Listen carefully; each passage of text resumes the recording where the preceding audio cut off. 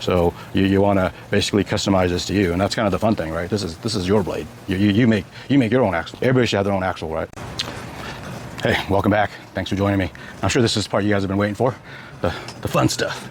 Yeah, so today we'll be doing the basic mods on the Ax-Vel, and I'm just gonna go step by step. I did do kind of a similar thing for the loan execs, but the footage wasn't real useful as far as showing you guys the details. I went ahead and just made a special segment just for you guys. It sounds like the feedback I'm getting is that the actual Ax-Vel blade is out of stock right now. So looks like maybe one of you guys might have bought one too many, or you know, this thing's more popular than I thought, right? So I guess that's a good sign. But what I'm going to do is actually I'm going to go ahead and show the build on this one, because when I checked as of this morning, this was still available. So I think this is like the best next option. I was thinking of doing the stainless one, but I'm just not like super confident it would hold up to, like, you know, hard chopping as far as the blade not denting or staying sharp. So I went ahead and just stuck with the carbon steel, and I really like the form factor of this one, the size and everything. So if you look, kind of similar, very similar, and it's actually kind of got a broader shoveling area, so that's kind of the nice part, especially if you're looking for something with you know, real good shoveling capacity. It's not hammer forged. It does have a good hardness. So I'm gonna go ahead and do the mods on this, just because, like I said, this is the next best blade in my opinion for just a do everything outdoors tool. It's got a good profile, and I really like how concentric that handle area is since it is rolled. But only time will tell if it's as tough as the Ax-Vel. After I get done with the mods and everything and the sheath build for this, so I'm gonna take all the comments of all the subscribers and I'm just gonna put them in a drawing, and whoever the unlucky guy is or gal, we'll get this finished blade with the Kydex sheath, okay? Go ahead and put yourself in the drawing. Just subscribe and put a comment down below on this video, okay? I'm just gonna go over some of the basic stuff you're gonna need today. You're not gonna need all of this, but if you do have all this, it makes it extra easy. But the very basic thing you're gonna need is, you'll definitely need a drill bit. I just went and bought this this morning, just for you guys. If you saw my first introduction video of the Ax-Vel, you'll see that I actually took a torch to this and then just drilled it with a regular drill bit. But that was under the knowledge that later on I was go ahead and retemper this. Not that I think it really needed it, because it's such a thick blade, and it's this hole, this area that I heated up is so far down that even though I know it probably changed the temper, I wasn't really that concerned that it was going to affect the overall strength of this blade, just how thick it is already and how far down this hole was. If the hole was right at the very top and I knew I was batoning up here, and then I might be concerned, and I would say, yeah, if you do use a torch, you might want to normalize this and then temper it, right? But honestly, I was completely fine using Ax-Vel for 5 weeks before I actually got it retempered and requenched. But interestingly, the hardness and everything stayed the same. So I basically kind of did the normalizing, retempering, and rehardening just to give myself peace of mind being on the show. You know, I mean, you know, winning and $500,000 on the line. So, you know, the little extra work to just make sure that this was gonna be there in the long haul was worth it for me. But I'm just telling you, the 5 weeks that I've used it without normalizing, retempering, or anything like that, it was extremely durable. I can't tell the difference, because basically when you're heating this up, you're kind of annealing it, or you're softening it, because it's pretty much going to be red hot, and then you just drill through it. You know, you kind of ruin your drill bit and risk this area. But like I said, it's got so much material that I didn't think it was a big concern, and it proved not to be a big concern in those 5 weeks. But in any case, just wanted to let you know. But today, you know, you want to get a cobalt bit, right? Okay, so just here.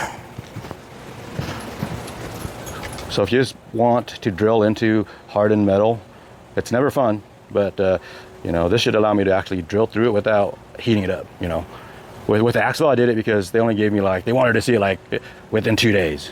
So it was a rush job, but I would have tried this first. You'll need a cobalt bit for hard metals, okay? Otherwise, it's not gonna work.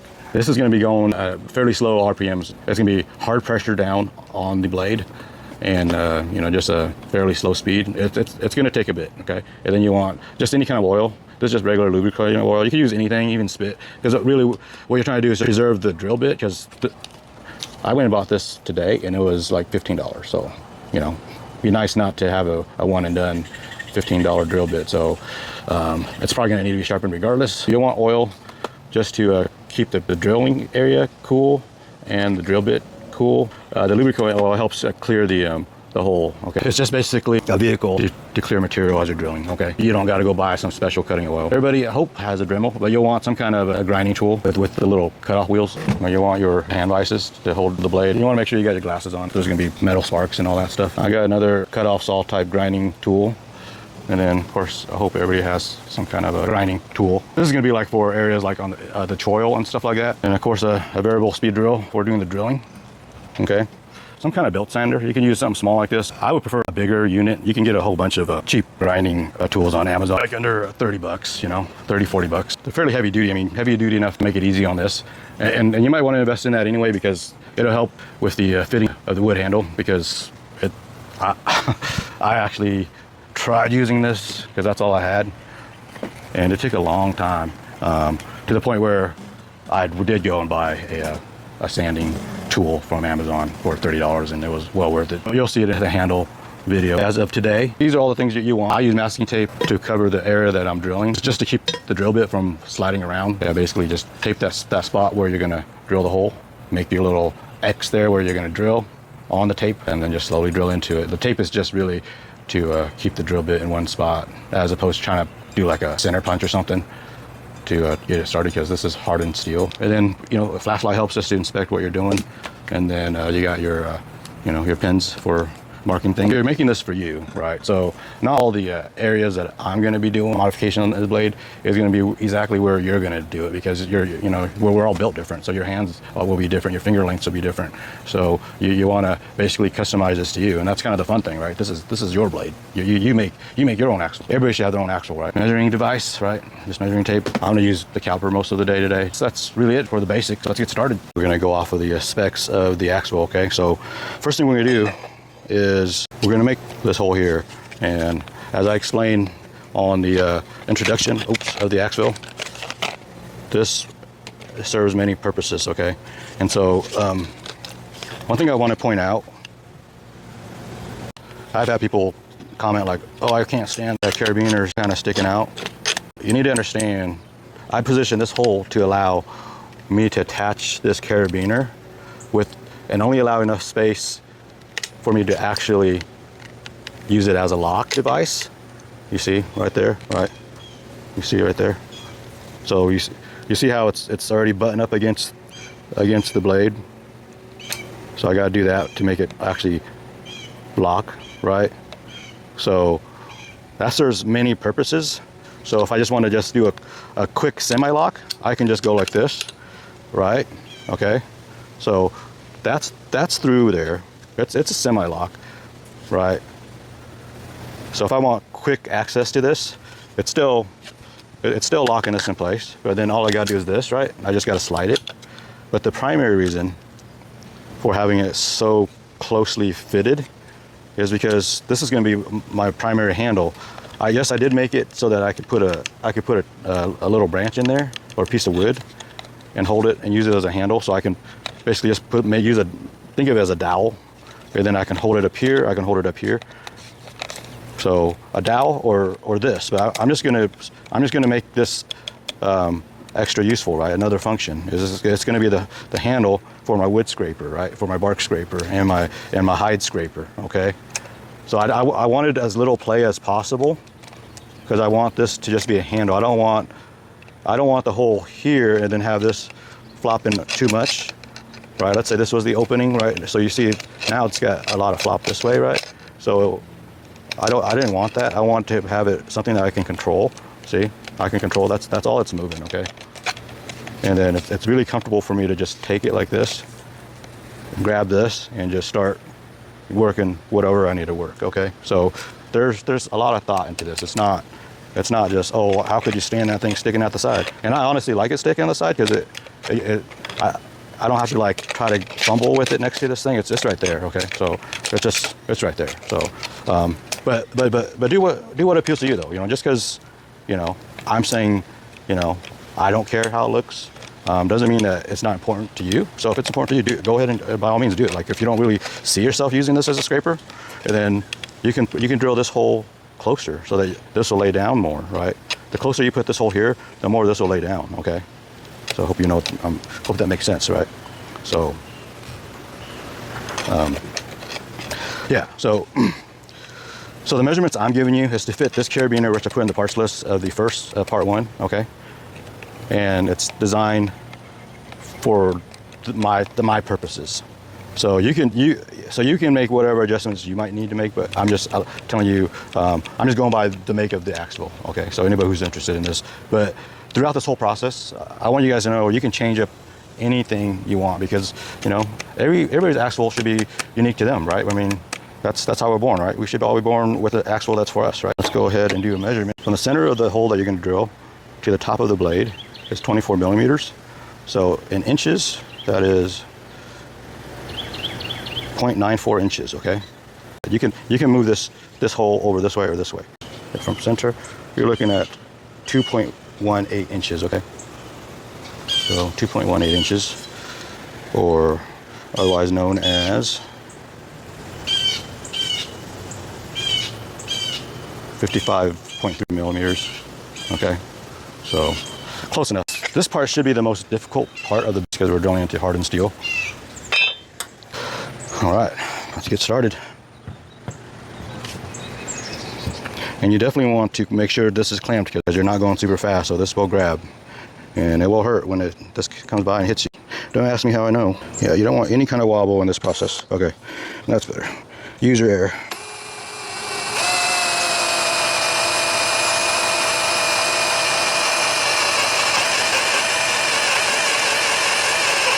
Okay, it's biting in pretty good. I'm gonna go ahead and put some lubricating oil. Like I said, this is basically just a vehicle to clean out the hole and keep both the drill bit and the hole from overheating, okay? Slow and steady. Slow and steady wins the race on this one.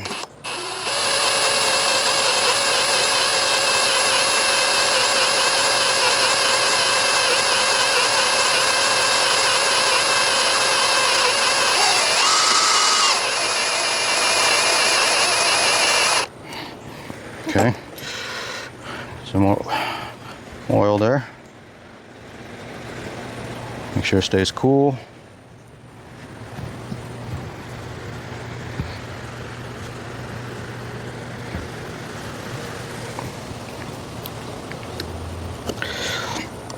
Yeah, you really don't want to see any smoke, okay?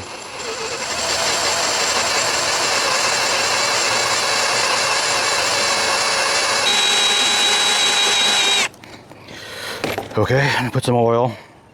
So you don't want to really rush this process, because if you have patience, you will be able to not damage the heat treat of either the bit or the knife, okay? So my Mongol mind is just like, just put it on speed 2 and go, but life has taught me that does not usually turn out well. Okay. Okay, so now we're through. Okay, so that's really the hardest part.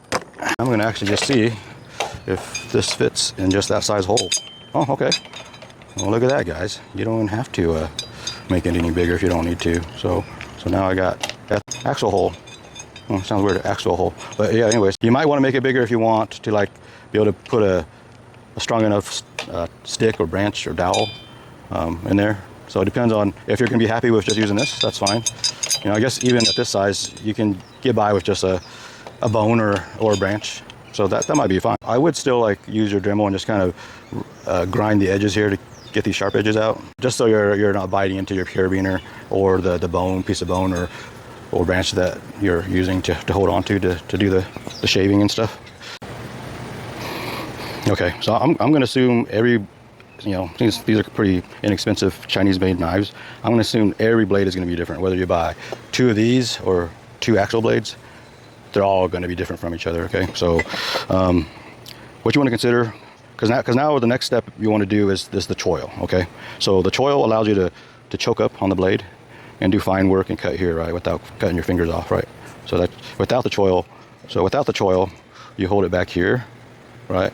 And so it's hard to do like feather sticks or carving with this if you don't have a choil, right? Because if you put it up here, you're going to cut your finger, right? So the choil basically is just, think of it as a dull area that prevents your finger from sliding up into the blade. That allows you to do fine work, okay? So, as you can see, okay, the Ax-Vel on this particular Ax-Vel blade, the rib that's formed by folding this handle, making this handle, like I like how this is done to where it starts off farther up, so you have a longer reinforcement ridge. So I call these like reinforcement ribs, right? So that's going to reinforce this area quite a bit. Whereas on this particular large S blade, okay, it's shorter. It doesn't start up here. Okay, it starts just right there. Okay, and it might have went up here. It looks like, actually, if I look closely, it looks like it might have went up. It might have went up here, but they might have machined it or ground it down. So basically, this reinforcement rib is shorter. Okay, so you got less reinforcement rib there. Okay, so since we don't have anything blocking this area, I'm just going to go ahead and make the choil right here, because I'm not getting rid of this reinforcement rib to make the choil, so I don't have to worry about where this choil is up here, because it's in front of this reinforcement rib. Okay, whereas you can clearly see, you know, this side was a twin of this side, and I basically ground off that reinforcement rib. So you don't want to do that. So wherever you put the choil, basically, what I'm saying is make sure you put it in front of the rib. Don't grind down that reinforcement rib. Okay, don't grind this little section off, because that's a real important structural reinforcement, having that rib there. Okay, so it prevents this blade from bending lateral pressure, right? So yeah, so in any case, grind in front of where the rib starts. Okay. On this blade, I'm just going to go ahead and you see here, it's actually not sharpened right here. So all I'm going to do is round off this edge a little bit to make it more comfortable, so it's not biting into my finger. So since there's not a blade like right there, starting there, like I can actually use it like this now, but I actually want to either reprofile this so that this comes all the way back, which is probably what I'll do. I'll probably just reprofile this. I'm just gonna soften these edges, round these edges off, so I can hold it like this. Okay. And then I'm gonna go ahead and grind an edge right to where my fingers are, like right there. Okay. Because the closer you are to the blade, the more control you have for doing fine movements. So that's the whole point of the choil. You want to be right up next to the cutting edge of the blade without chopping your fingers off. Okay. So I'm just gonna soften this up.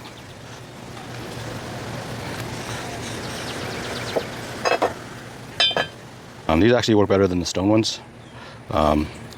So the bigger the grit one you got, the better. So I only have one grit, so it's a little bit finer than I'd like to start off with, but it'll still work. Just take a little longer. Oh.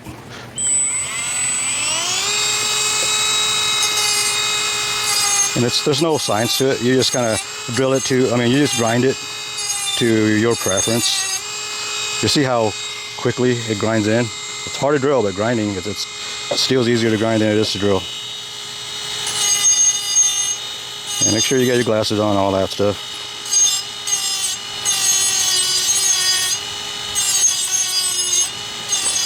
Yeah, and just grind the choil down to where it's very comfortable for you, but try not to take too much material out. Take as little material as is necessary to make the choil comfortable and functional. So that's the concept here, okay? Because irregardless, the more material you take from this area, even though there's no rib there, the more you're weakening that area, okay? So keep that into consideration. You know, don't be all excited and carve a giant choil right here. You're gonna compromise a lot of strength. So we're going for functionality with minimal weakening of the tool while we're doing this. So I'm just making this little angle here a little steeper, just so I don't risk sliding my finger over there. Like, let's say where I'm processing game and it's bloody and oily, and if the angle to the blade is too shallow, allowing me to slip and slide my finger right off of there, I might be feasting on the finger along with the game I'm processing, you know what I mean? So Yeah, so we'll see how it's just, you can see how it's just turning out, and I'm just,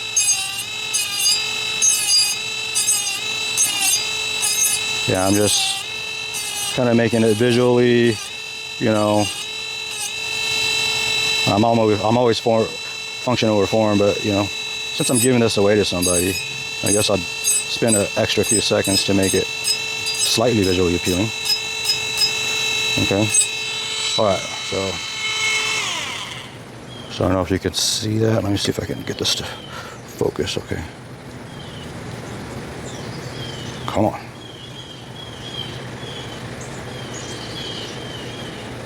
Okay. Okay, where are these cameras? Okay.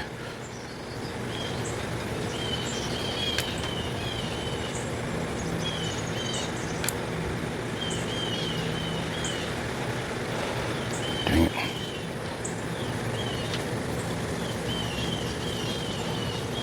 Okay, let's see.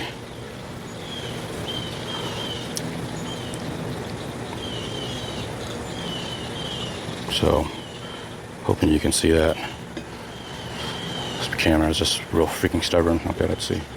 Let's just zoom. Okay, so if you can see that, it's got a nice polish to it. Yeah, so no sharp edges. So if I grab it, I can grab it like this.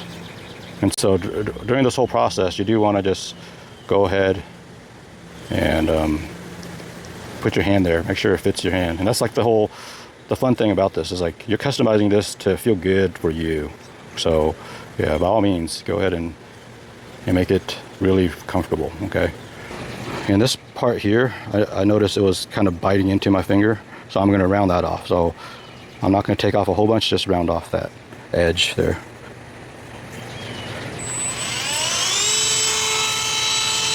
And you'll always want to remember when you're working with a Dremel that there are multiple speeds. So sometimes, you know, you get carried away and you start getting to a point where you're just like taking off material on accident because you're so focused on on this whole project that you forget you could have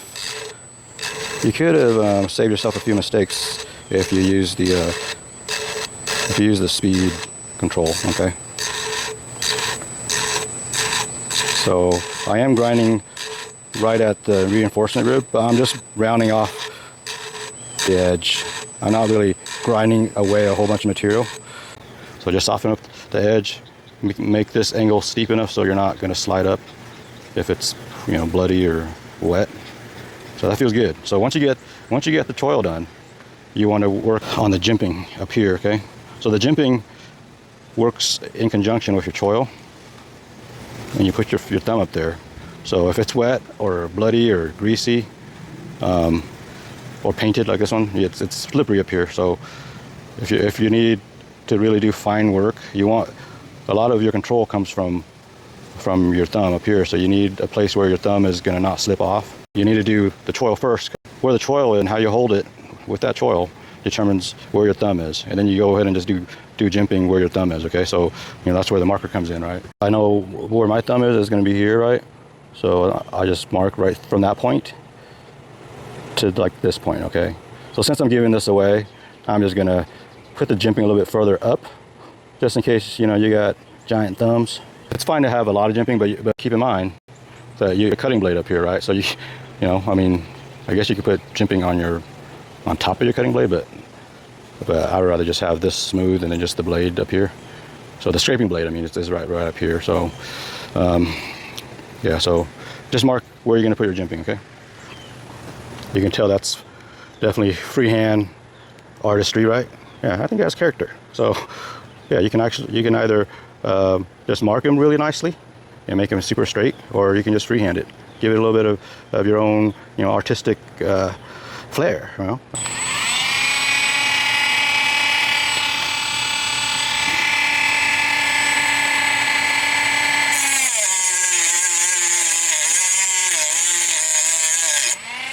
Let's just put my eye protection on. Okay.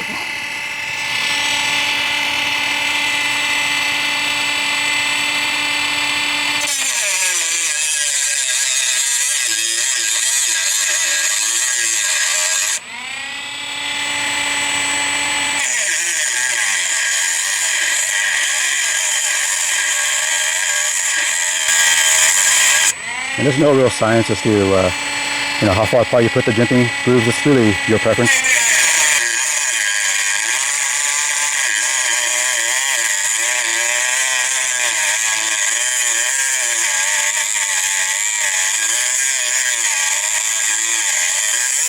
I do like mine jimping fairly deep.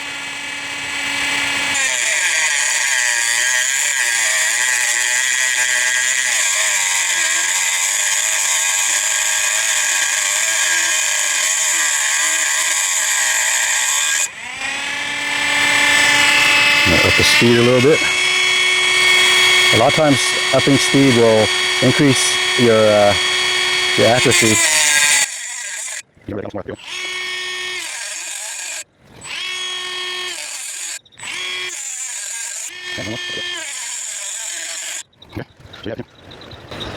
Okay, feels good. Digs into my thumb. See the jimping marks? Okay, so, yep. And yeah, you basically just go by feel, you know. And if you want more texture, you can do. They don't have to be straight line. You can just, let's say this wasn't enough. You can do diagonals in, or you can just put increase the grooves. So entirely up to you on you know, how it feels and how it looks. Okay, so that's it for the jimping. Okay, so the next thing we're going to do is we're going to do the little hook here. So that's the little grab hook. That's for clearing brambles and vines and branches that are stubborn after you cut them and they're still hanging there because the thorns of the other brambles are keeping them there. Or you know, you need to grab something. It's amazing how this little groove can just grab things that are much bigger than you think. Yeah, so it's a great tool for grabbing, and definitely for picking up you know, hot pans that are hanging over a fire, things like that. Yeah, real handy. I find it super handy to have that groove there. And then this is also a cutting edge. I'm kind of debating if I'm gonna, for this blade, I was thinking of making a gut hook instead right here. Yeah, so instead of the cutting blade being here, just making a gut hook in there. So imagine like I got a deer hanging on the tree, right? And it's got the gut hook, and I just kind of just chop into that deer hide and just pull. I mean, I'm just thinking like that would be perfect. So we'll see, but yeah, so as far as this grab hook area, I would make it at least like a 1/2 inch, and you can modify it to look like whatever you need it to be. Okay, so this whole hook design is really up to you. If you want more of a hook, or you know, you don't want a multi-level hook system to where right here is a cutting blade, and then up here is where you pick up, you know, your pot handles and stuff. It's entirely up to you. You know, if you want to make sure there's a bottle opener, and then you just grind this to where it'll open a bottle. Okay, so those are all things you want to consider before you do all these mods. The mods I'm doing are just for me, but like this is the fun part of designing this whole thing, is I want your axle to be made for you, right? Everybody should have their own unique axle, right? So that's what this is about. So when you're done, you're like, yeah, this is exactly what I needed, you know. So like I said, if this could be a bottle opener, this could be bigger, it could be a bigger groove. It's entirely, or you don't even have to have the groove there. So yeah, that's why I want you guys to consider. Like, don't make it exactly for me. You're not, you know, you're not going on the alone thing, and you know, you might not ever think about picking anything up. That you don't care about that, right? So it just depends. Okay, so yeah, I'll show you how to start grinding on the tip here. I'm gonna go ahead and try to do a gut hook on this here. So I'm just using this. I could use the Dremel, but it's gonna be a while because the spine is so thick that I'm gonna use this as more efficient. So if I don't mess this up, let's see, thinking.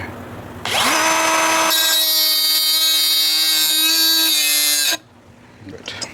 Oh. No.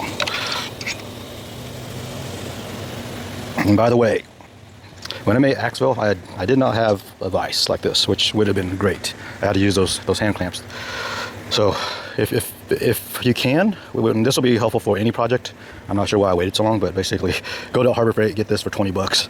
Yeah, it's adjustable 3 ways. So yeah, best 20 bucks I've spent.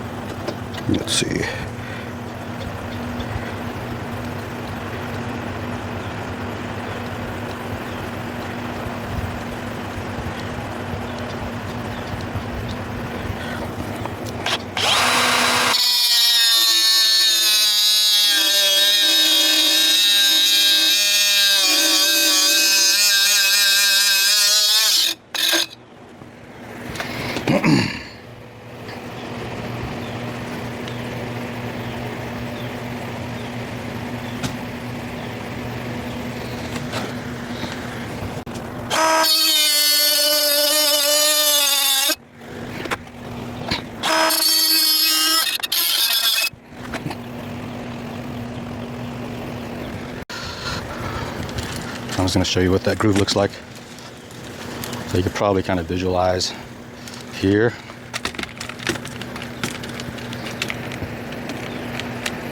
Yeah. Yep. So you kind of visualize the gut hook. So I'm going to round this off. Yeah, I'm going to round it off right here and just make a sharp blade right there. I mean, sharp blade right here. A gut hook. And then I'm going to make a groove, just like a grabbing groove right here for grabbing pot handles and the rest of that stuff. So, yeah. I think this is actually pretty good for a gut hook because this is going to be the shovel end, right? So this will be the shovel end, and when you're shoveling, material is going to go like this way, and that gut hook blade, since it's going to be right in here, protected in the opposite direction of material coming in, it should be fairly protected from getting doled up. But I am going to make this groove big enough to where it's going to be easy enough to file. You know, maybe not out on, if you're like on a loan or something, but as far as like in camp or something, okay?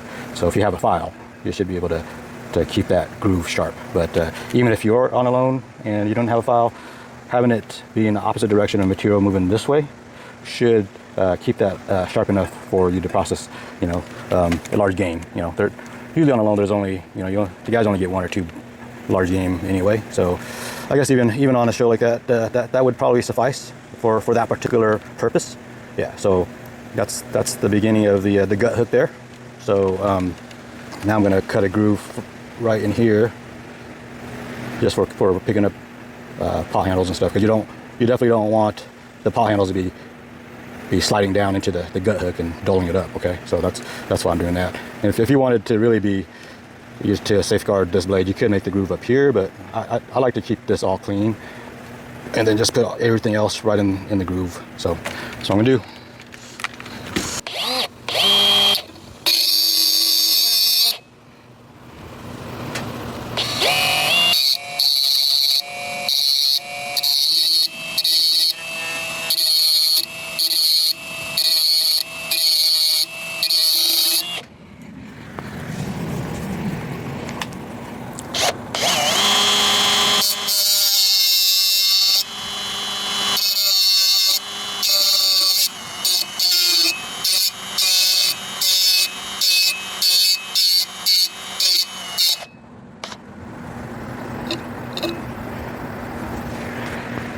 You can see now this will be the groove where pot handles slide into. Okay, so I'm just going to go ahead and you can just polish it up and stuff with the file or sandpaper or their Dremel, so you kind of get the gist, right? So yeah, this will just grab all kinds of things. I like to keep this kind of sharp like this, just because it's a good catch to prevent stuff from coming down. So let's say you're whacking briars out of the way, like this will kind of protect stuff from getting into here more by having a sharp edge right here. So I try to always keep that kind of sharp, you know. So that's why it's like that. Okay, and then you can just kind of clean up the edges to your liking.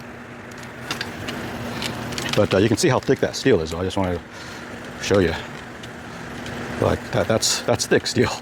So you see when you're making blades out of this area, like that's a lot of material that you're gonna have to grind down. Okay, so I'm not gonna show all that because that's where it takes time and finesse. So I just want to get you guys to the point where you kind of get the concept. Okay, to be able to just stick that groove and underneath the hide, the belly hide, and then just pull that all the way through. I think that's actually a pretty functional modification. Standard size 4-quart pot, right? So that works. See, it doesn't really slide. You see how it catches, even at this angle? See how much of an angle I can have before it slides in there? So you see how that groove keeps it from going into the gut hook area, so you preserve that blade. So those are things to always consider when you're doing stuff, right? And then let's see if this can grab things, okay? So I'm gonna show you how useful this little grabber is, you know, let's say, so let's say there's a barrier here, right? So now you got a barrier. Let's say this, whatever barrier might be, stickers, cliff, and you need to grab, you know, this thing's got berries on it, right? So you need to grab that over, and then there you go. So very helpful, right? So one thing you want to also consider when you're cutting this groove area out is how big your hands are, okay? So you don't want this groove so far back that when you're using this to scrape bark, because your hand, see, it's gonna be here, right? Like I was cutting it close, right? Like I'm just barely not touching it.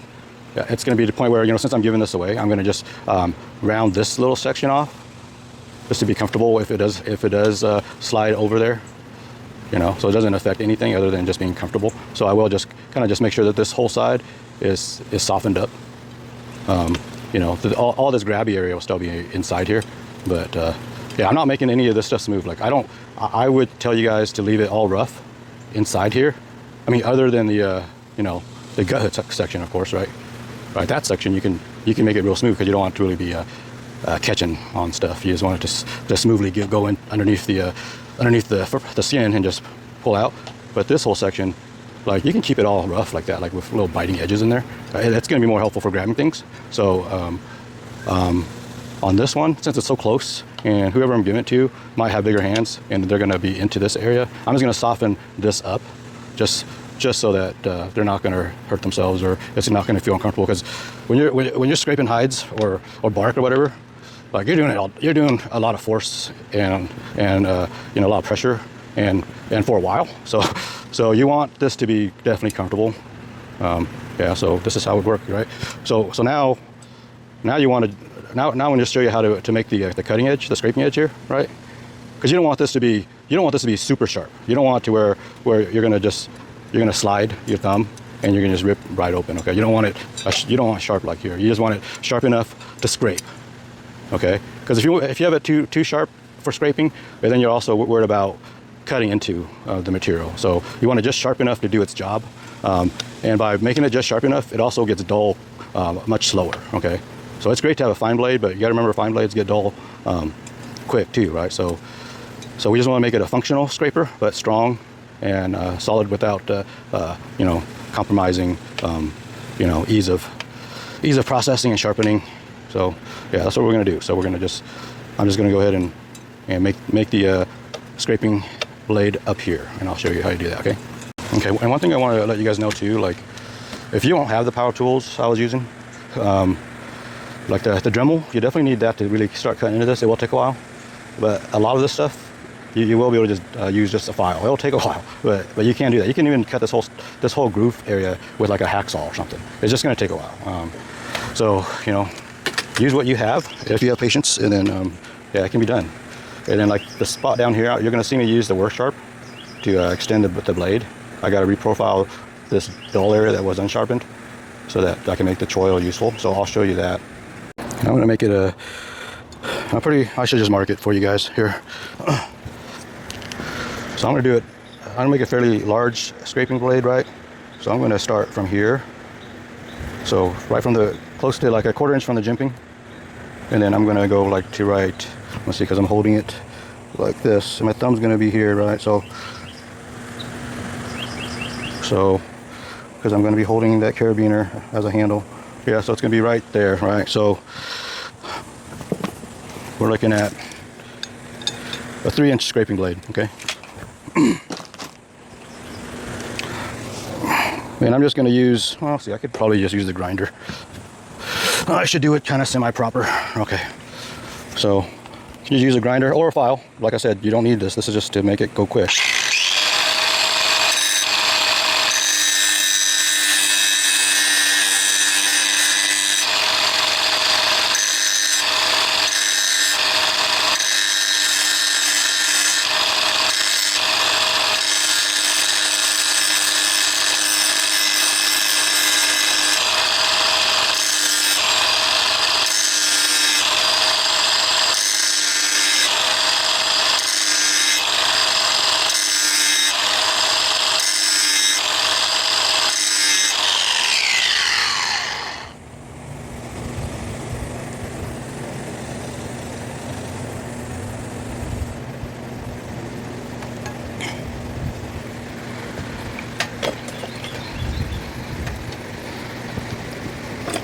Okay, so I just want to show you guys how this looks now. Okay, so that's the scraping side, right? So there's the top. So that's the top. And show you the ungrounded side. So if you look here, you see there's really no edge.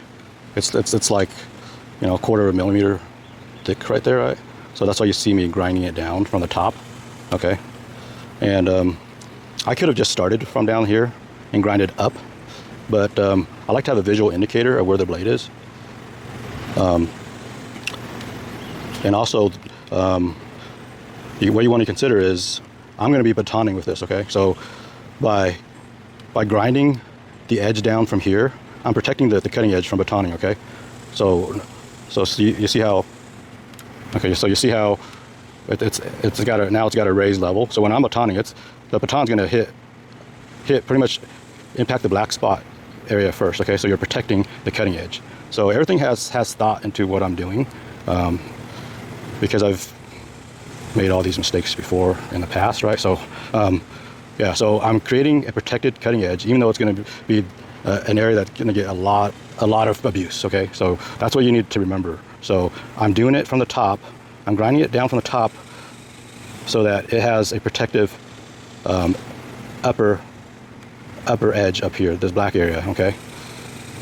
So the cutting edge will be protected from heavy impact from the ungrounded area, okay? Because it's lower than that. So that's the whole point of what I'm doing, okay? And then once I get enough of an edge, I'm gonna start grinding from down here to meet up with this grind to be a cutting edge, okay? So let's see if you guys can see that, okay? So I want you to see how it's lower than the original top edge. So it's gonna be protected from the batoning and heavy blows, okay? And then now I'm gonna start grinding from down here.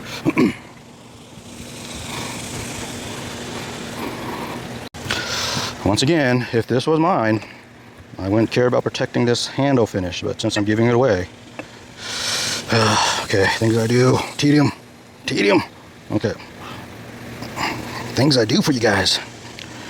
Okay, so now I'm trying to yeah, this device is like a godsend. Oh, why didn't I get this before? Okay, so now I'm going to use this.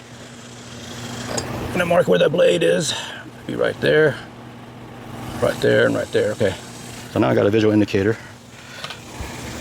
Then I'm just going to use this to create the edge.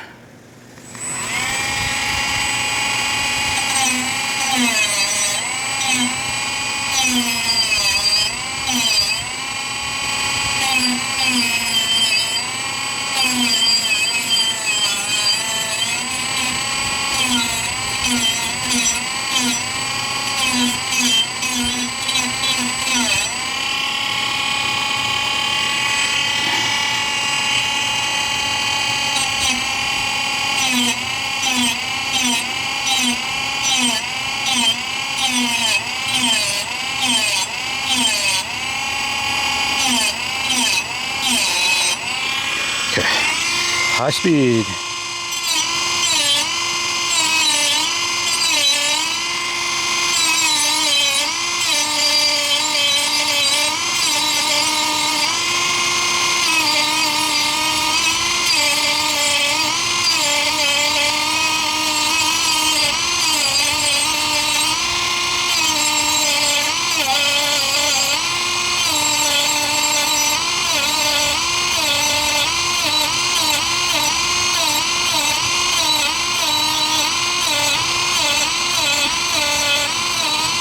Okay, and I want you guys to note the angle I'm grinding at, okay? I'm following the angle of the spine lip. There's a lip that goes over the blade, okay? You want to keep that lip. I'm not trying to file that lip off, okay? That's highly important. So you're basically grinding an undercut. There's an undercut already, and you want to preserve that, and even like increase the undercut. That enhances the scraping effect, okay? And it will also make sharpening easier because you're going to sharpen from the top. So you get a finer blade. So I guess what I'm saying is by making it easier is by following the undercut, you're creating a finer blade that's protected and is going to be easy to sharpen from the top.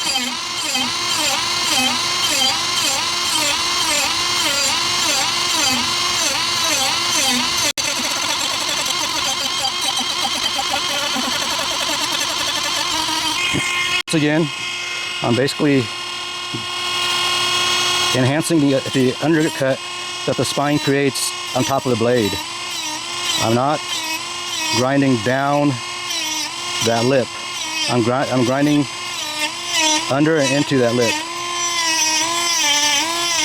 Okay, and I can tell that I'm really creating a sharp edge now because my wheel is getting cut up real bad. Okay, so I'm getting there. So you see the wheels getting cut up now. Okay, so that means I'm getting there. Okay. Oh yeah, that's actually quite sharp now. So I'm going to show you guys. Okay, so I want you to understand what I'm saying. So you see head on here? See how it has the thick spine goes over the blade, right? So it's basically, this was the original, like if this was spring hammered like the Ax-Vel was, it's interesting that they like copied what it looks like if it was hammered from a spring. So basically what this would normally be caused from, this is the original thickness of the spring, right? And then they hammer it down and they keep it thick up here to keep the strength. So it's smart, but so they hammer it down, and so you still up here is the indicates how thick it was originally. But you know, when they press these, they just copied the look.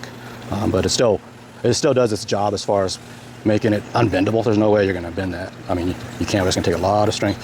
So, anyways, yeah. So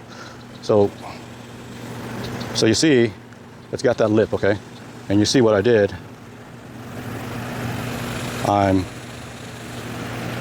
grinding following the contour of the lip, okay?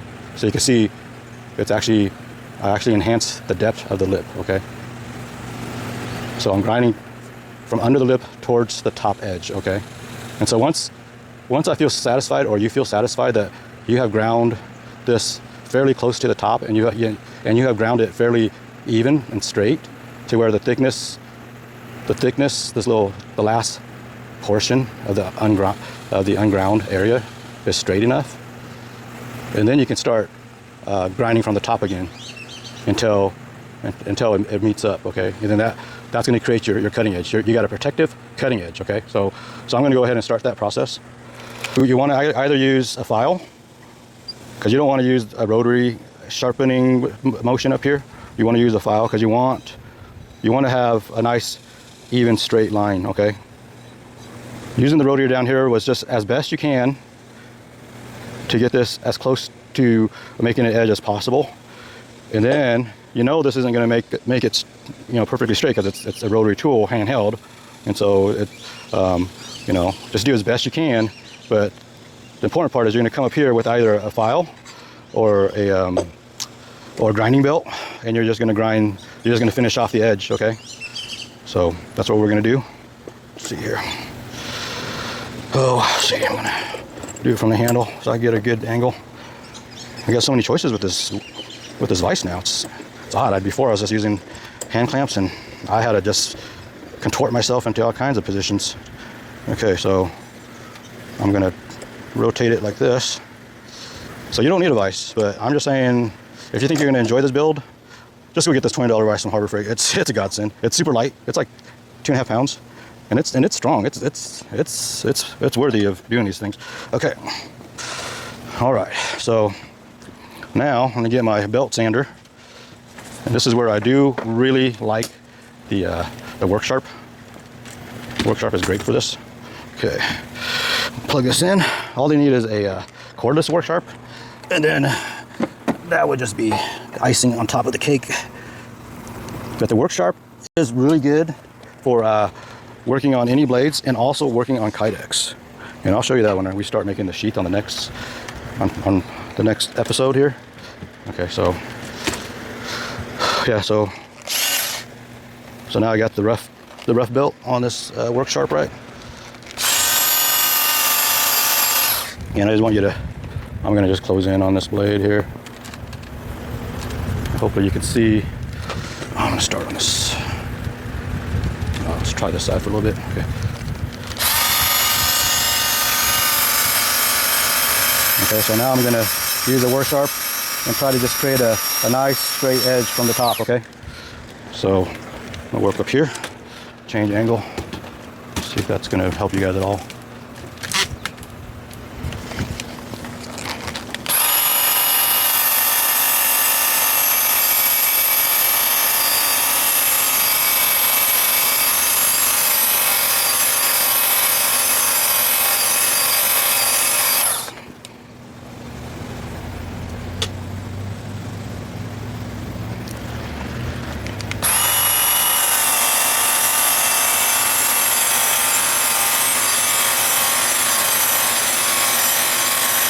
Oh, my belt, broke my belt. Okay, getting there. Oh, okay, let me get another belt. I just had to bust this out. My Mongol mind is just like, hey, you got a bigger belt, just use it. So I'm sorry, you know how to deal with this, but I'm gonna show you why this is good to invest in, okay? So this is like one of those $30 units. I believe it was $30. Just real cheap unit. It looks very rudimentary, which it is, but this particular unit, which you want this capability. This unit allows you to go either direction, okay? You see that? So it goes this way or that way, and that's super important. Increases the versatility by 100%. So if you get one of these, get one that has both directions, because not all of them do. I'm gonna go ahead and link this one. Yeah, so if you guys are thinking of getting into projects, just get something like this. It's super useful for everything, just even sharpening your belts and axes and lawnmower blades. So yeah, let me start getting this one done over here. So here's where we're at. Okay, you gotta love the look of just raw metal like that. So you can tell that it's becoming bladed, because listen, okay, listen closely. So there's, okay, that's just sliding, and then listen to this. You can tell it's kind of cutting into my thumb. So it's becoming a blade, okay? So hope you see it.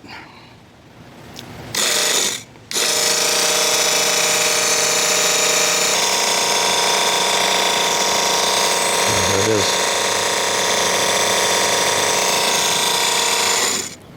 You can definitely see that's a blade now, okay? And it's definitely a protected blade, okay? So yeah, if you can see the rounded edge up here, so it's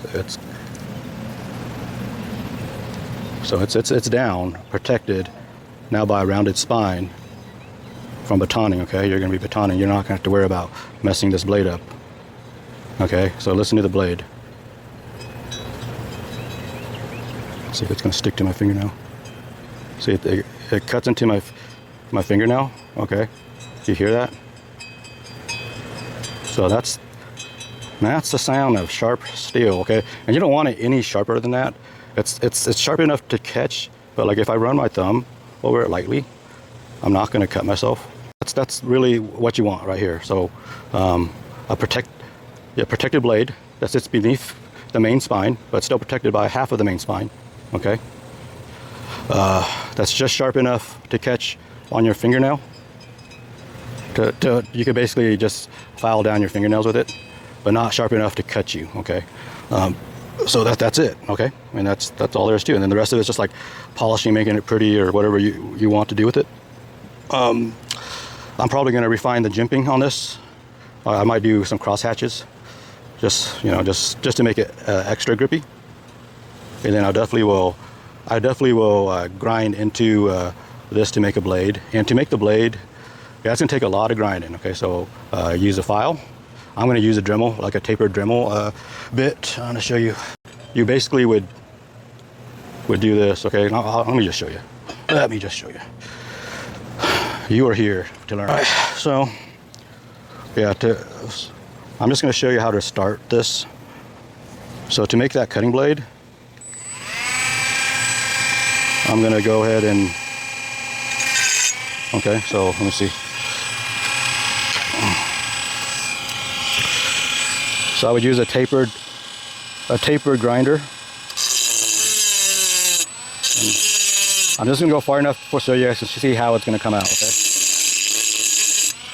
And it needs to go fast. Hardened steel works better when you get things going fast. It's easier on the stones too.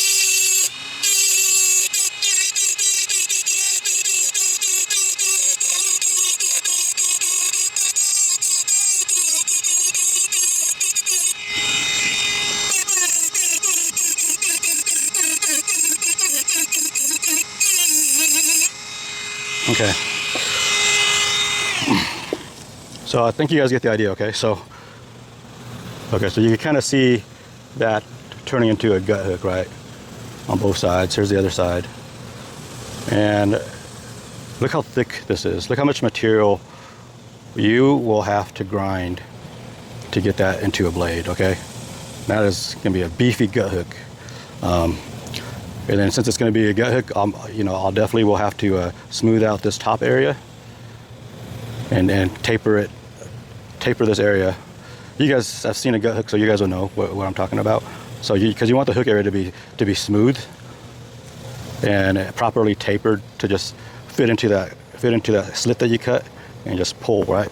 Okay, so one thing you're going to want to do if you're making any kind of blade area here is don't make both sides equally deep. You basically want to make sure when you're grinding the blade for the gut hook to just have one side ground fairly shallow, just deep enough to protect it from debris from shoveling, but not so deep it causes issues to sharpening with the file. Okay, and then the other side will have to be fairly deep because that material is thick. So like this side's probably going to be the side that's deep, and then this side's going to be as deep, probably not, that's probably going to be as deep as it's going to get, not much deeper than that, but this side's going to be very deep, okay? So you're going to basically keep this gut hook sharp from this side most of the time, okay? So that's it. Just wanted to let you know. I'm going to sharpen, you see how this part, so I have my hands here, choil, and I'm going to sharpen this area that's not sharpened, okay? So I could use the work sharp, but I'm going to use this because the belt's bigger.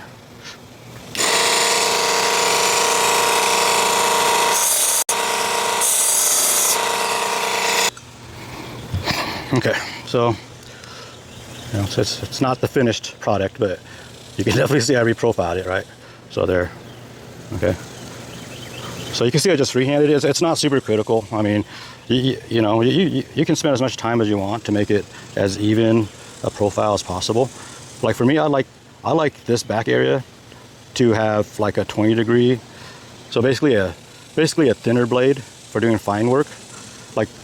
Like this is fine. A thicker blade back here, I find at least, a thicker blade like this in this profile actually for me is easier to do like feather sticks with than like a thin blade, because it kind of rolls off the feathers better versus a thin blade kind of just cuts and just wants to stay there. But it's entirely up to you. So I normally do like this to be like a 20 degree angle right here, and then this whole area will be like a 25. Okay. And the nice thing about getting a belt sander like this, like I like to use, you see how this is spring tension? This is designed for sharpening blades, right? So you can change this angle. But I like to just freehand, and I like to, since this has give, it gives a nice convex, like an axe grind. So it makes it really this really a durable edge if you do a convex grind to it. I'll have to kind of even this out. You see how this, most of all of these blades, they're designed with like either this side flat, kind of mostly flat, and then this side has more of the grind profile. So it's like, yeah, like this one is almost flat, almost, but like definitely this side has a shallower grind than this side. Yeah, so this side has a better grind. So I will take the grinder to this side, or to both sides really, and just kind of even up as much as possible. It doesn't have to be even. Like if you look at Ax-Vel, yeah, Ax-Vel is far from even, right? So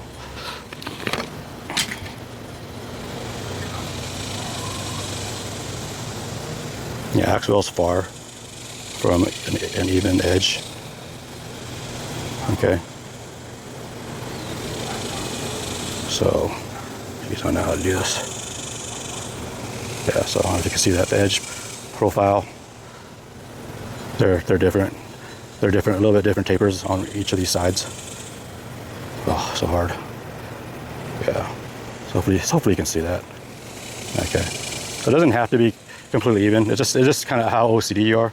For a rough blade, for a general use blade, it's not too critical. You know, if you're doing like fine carving, yeah, any variance in the blade when you're carving is going to throw off your accuracy of your details of carving. But you're just chopping stuff and processing meat and chopping vegetables or whatever. So that's fine. So now we got the choil, right? Okay. Now you see now we got the blade right there by the hand, right? It looks like it's going to cut it, but it's not. See, look. See? Yeah, so you want the blade close up to your finger. Okay? So you can do fine work. Okay? And some of you might not want a curved blade here. You might just want a straight edge. So so this is like the cool thing is you can just design it the way you want. If you don't want this little curved area, you can just regrind this blade to be straight. So for me, this is fine. This works good. I don't mind that little area there. Okay. So that's the fun thing about this particular project. You make it to your preference. You know, you might just not like the look of it. You're like, oh, I want to just make like a tonto angle right here, right? But for me, like this is fine because, like I said, the only thing easier to sharpen than a straight blade is a convex blade. So that's convex. It doesn't create any issues. Okay. Okay. And then I'm going to show you the last part, which is, well, we have the shovel part, but I'm going to show you the how to do your wire cutter. Okay. You see the wire cutter on the Ax-Vel? It's at an angle. I actually kind of don't like it like that because I find myself wanting to pull up on the wire. So I'm probably gonna I might make another groove here just so that you know, I can make this more to my liking now. I like the groove pretty much just right up in the choil area where your choil is, but just straight up and down, because that way you can just put your thumb here and then grab the wire and just pull up. Okay, so I'm gonna go ahead and just show you how. It's easy to make the groove, but it's hard to get that sharp edge in there because it's thick.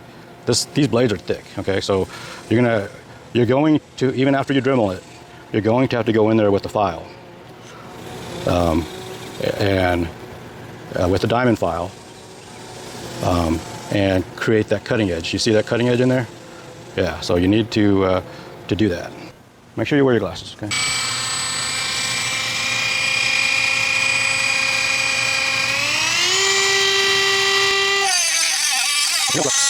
You're going to want to go with the highest speed possible.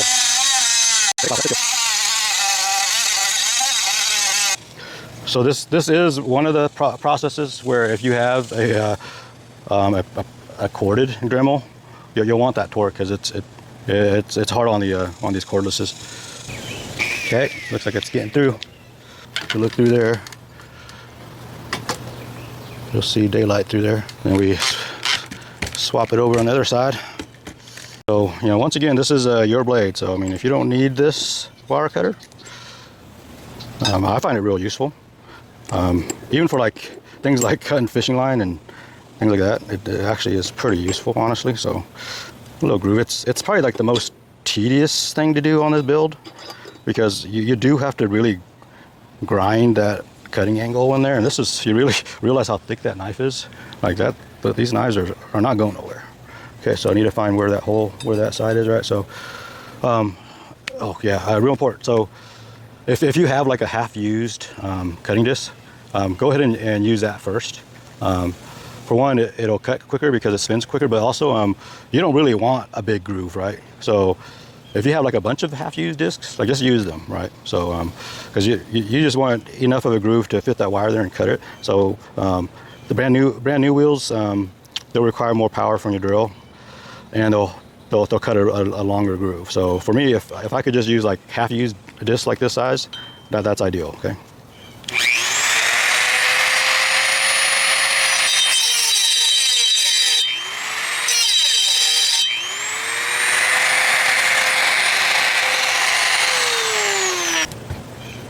So now you got that groove. So you kind of see how the cutting edges are are in there by going on both sides like that, you see it created a cutting edge, okay? But that's not going to be sharp enough. You're going to have to take a little diamond file, a little mini diamond file, and just go in there and get that file down, okay? And you want to go in, and you want to go at a very shallow angle, okay? Don't go like this, okay? Very shallow, like really shallow, just like enough not to touch the spine, but that shallow, okay? And you want to do that at least on one end, because now that you see that there's a going in on both sides of the wheel created a blade section right here and right here, okay? So a blade section, okay? So you see there's a blade right there, right? You see there's a cutting edge right there, a cutting edge section, okay? And so you just go in and just carefully file that down until it's sharp enough to cut wire, okay? And it'll vary. I've done these grooves before and other things, so it'll vary depending on how the wheel cut either side. Sometimes you're lucky and just by using a wheel on this side and this side, and when you're done and you run your wire through there, and then it just cuts. You get lucky and you just created a perfectly sharp cutting edge. But normally you will have to go in with the file and just file lightly, because you don't want to, like, you're trying to prevent when you're filing like this. You get a thin file like this. You see how it's like tapered, right? When I mean tapered, it's like really thin here and a little bit thicker out here. You don't really want to open up this cutting edge. You want it to be like how it's shaped now, to where it just cuts all around. That you want the cutting edge to be rounded, so that it cuts the wire on like 3 sides. So cuts the wire here on this side and on this side. So the more bite it has, the less work it is to just cut that wire, okay? So yeah, going straight up and down definitely works way better. I thought it might be better doing it the way I did, because I've done these before, and I'm like, I bet you it'll look cool to make a slanted one. But yeah, it didn't work as good as just going straight up and down. Okay, so yeah, so just file and then try your wire, and you don't want this any bigger than you need it to be. So whatever gauge wire that you think you're going to use, like the biggest gauge, just make this wide enough to fit that gauge. That makes for guiding the wire and dealing with wire a lot easier. Especially if you're going to use this to kind of like bend it and stuff. So yeah, make this groove only as wide as you need it to, and then just file at steep angles until the edge is sharp enough to cut your wire. Okay, so that's it for that. So and then we got the shovel in. Okay, in which I'm not gonna grind this one, because whoever wins it, I need to know if they're left-handed or right-handed, because it is important. Because how you grind this shovel in will affect how safe it is for you. Okay, so the Ax-Vel, okay, this is not grinded. So this is grinded on this side.